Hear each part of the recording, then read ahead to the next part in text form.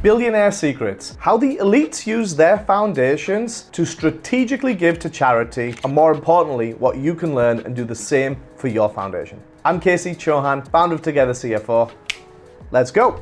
So let's rewind the clock back to the 1990s. Bill Gates faced a huge public backlash. He installed Windows Explorer onto Windows operating systems for everybody to use. He thought he was being efficient by helping us do that. But in fact, he was creating a monopoly and he knew exactly what he was doing. So he had a huge public image crisis and he went from being this huge celebrity entrepreneur that everybody loved to this greedy capitalist that nobody liked. He was getting splattered in the face with pies and cream and all of that stuff, and he was actually really hated. So what did he do? He used philanthropy as a strategy to counteract the negative publicity and turn into the good guy who's giving away billions of dollars. And in his defense, he has given away tens of billions of dollars to charities. But what we're going to do is we're going to dig into how he does that, why he does that, and what the actual effects of it are, because he strategically gives. This is the biggest difference between billionaires and regular millionaires. They are strategically given to their own private foundations in order to control or manipulate a situation,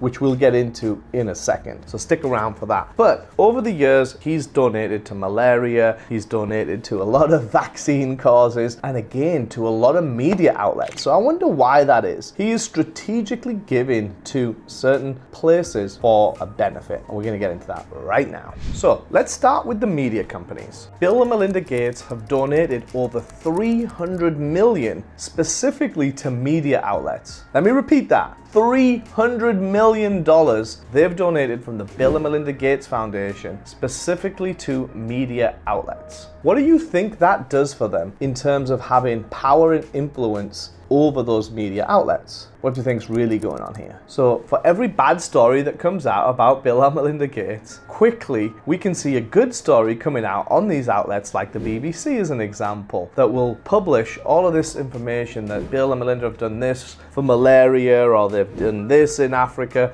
There's a whole host of good that they have actually done, granted. But the way they control these entities is by donating to them and writing in specific terms and conditions, fine print, let's call it, that they have to approve, or it can only go to a certain type of research or article. It's quite genius when you look at the way they manipulate the situation. A prime example of this can be the most recent COVID outbreak that we've had. Who in the world would have put Bill Gates in charge of that as the face, the poster boy of the COVID defense? Well, let's break down what actually happened here.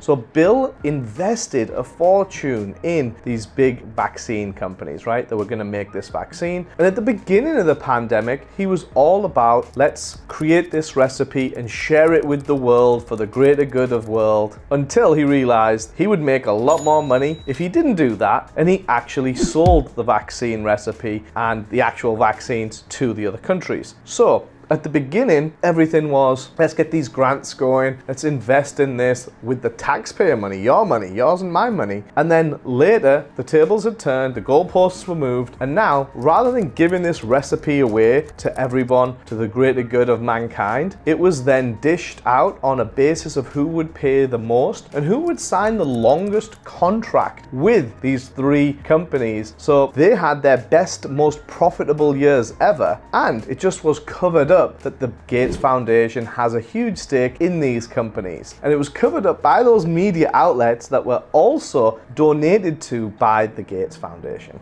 So you can see how it comes full circle here, how they are manipulating the use of the foundation for their own public perception. Another great example of this is the Giving Pledge. When we look at the Giving Pledge, all these billionaires are jumping on the bandwagon with Warren and Bill, and they're all in it together, right? Effectively, they are saying saying we will pledge, which doesn't have any legal connotation, but the public image is, oh, this billionaire is now a good guy, he's giving away 99% or over 50% of his wealth to charity. But what you're not seeing is that they're actually doing that. The ones that do, very few of them actually do. The Times has a great article on this. But the ones that do will get the full tax deduction for that on one hand, and then on the other hand, they have full power and control over that foundation. This is all completely legal. Speak to your professional about it. Get into the details, because the one thing that will move the needle in terms of creating your family legacy is a private foundation, and you do not have to be a mega billionaire for this to work. If you're a millionaire or you're a really successful high-paid W-2 employee, there's often a lot of benefits from having a private foundation. You can do this in a number of ways, but ultimately it's about creating a lasting legacy that you can teach your future generations, your mindset and your philanthropic goals, along with actually doing some community good. Now, there's only a minimum 5% expenditure rule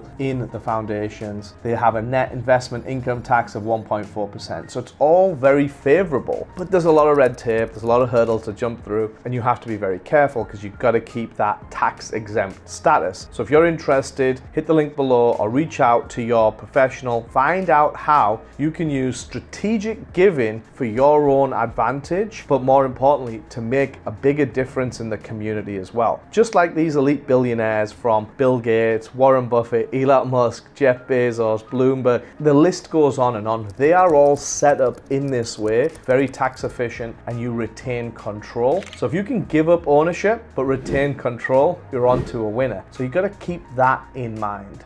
Thanks for sticking around till the end. If you like this video, remember to comment, like, and subscribe. If you leave a comment, we'll make a video especially for you, answering any questions that you have on private foundations and donations, and how you can strategically give to your own charity, take the tax benefits, but more importantly, make a difference in your community. I'm Chohan, founder of Together CFO.